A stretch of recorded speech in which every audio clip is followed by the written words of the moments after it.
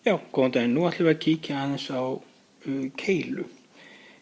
Keila er svona fyrirbæri sem að er með hring hérna í botninn og svo kemur svona kónn upp úr hringnum, svona oddmjór kónn upp úr. Kíkjum á stutt myndband hérna sem sýnir aðeins formið betur.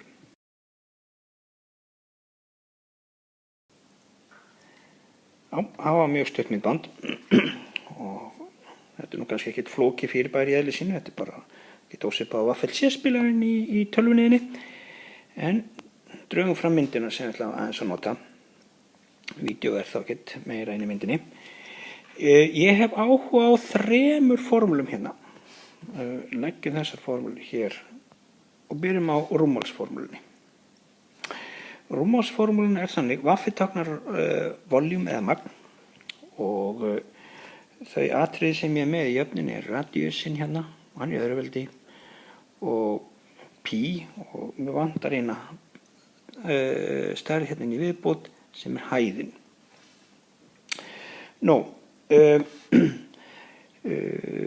Í grunninn er rúmmálið, gólfið hérna sem ég er að vinna með, þar að segja hringurinn hérna niðri, og sinnum hæð. Og það vill þannig til að keilan er þriðjungur af sívaling. Ef þið takið þessa formúlu hérna sem fyrir ofan rauðastrikið, radíus eða öll pi sinnum hæð, þá er þetta raun og veru formúla fyrir sívaling.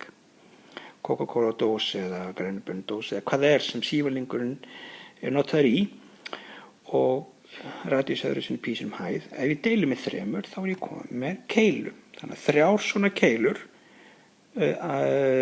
jafnstórar mynda einn sívaling.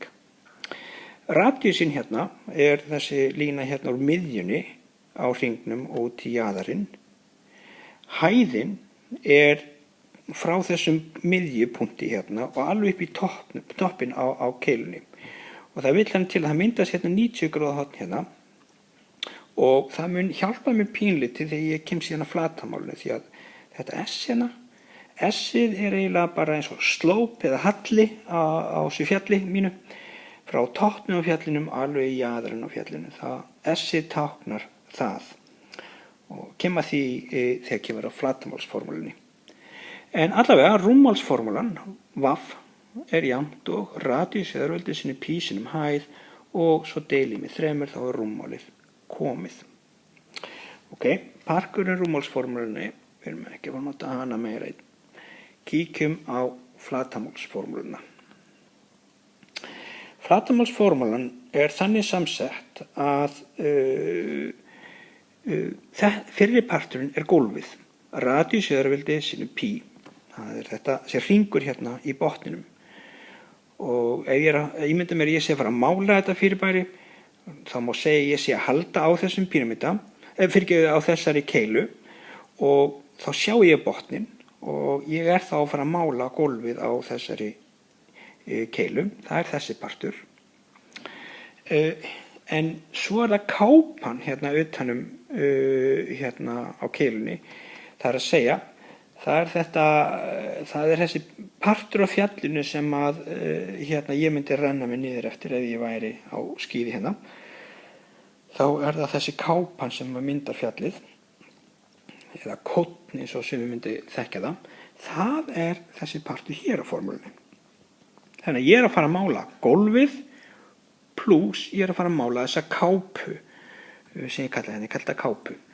Þar er bætt við í formúluna fyrirbærinu S. S er þessi halli hérna eða slóp á fjallinu.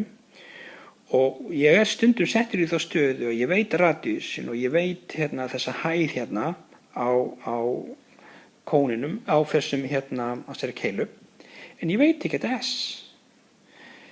Þá hendar að búa til þennan þríhyrning hérna. Ég er þá með uppgefið radíusinn og þá kemur hérna gamli góði Pýþagóras inn. Það sem við erum að fara að vinna með radíus í öðruveldi pluss þessi hæð í öðruveldi er þá jafnt og þetta S í öðruveldi og þá beiti ég Pýþagóras og finn þetta S. Þegar það er komið, þá er ég komið með jöfnuna til þess að geta reiknað út flatarmálið. Takk fyrir.